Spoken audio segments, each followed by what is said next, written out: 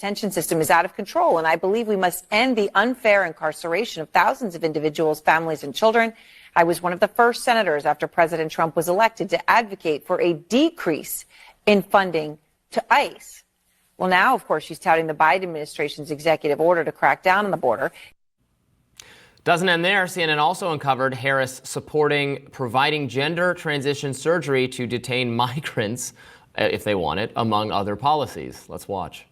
She said on immigration, she made this open-ended pledge to end immigrant detention. She said she supported taxpayer-funded gender transition surgeries for detained migrants. She also said she supported taxpayer-funded gender transition surgeries for detained migrants. She actually said she supported that. She both wrote and answered in the affirmative when she was asked this. Oh. And she said she also supported it for federal prisoners. Now, she also pledged to slash immigration detention by 50%, close all family and private facilities, and decrease funding for ICE, and then end ICE detainers with local law enforcement. I mean, these are things that, you know, it would be hard to think that you would come up with taxpayer funding gender transitions for detained migrants, and yet this, as you say, written and verbally. You know, what else, you know, did you find? Well, let's take a look at her answer here on drugs. She got asked about, you know, the question from the ACLU was, since drug use is better addressed as a public health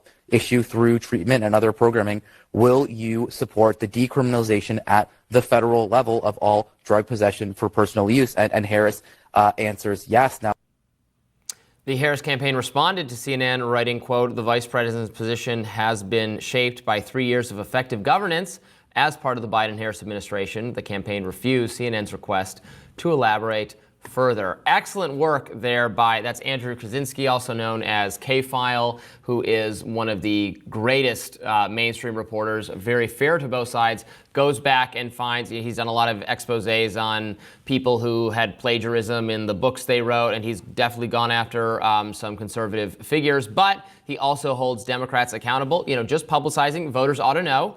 You can agree with it or disagree with it, but Kamala Harris answered an ACLU survey indicating wanted to decrease ICE's funding, wanted much fewer detentions of illegal migrants, and publicly funded gender transition surgeries for the illegal immigrants who want them. You know, it's not something one wants to run on as a policy issue, I don't think, which is why the CNN host was so kind of, you could see her really struggling and be like, my God, why did Harris say this? I know this is unpopular. So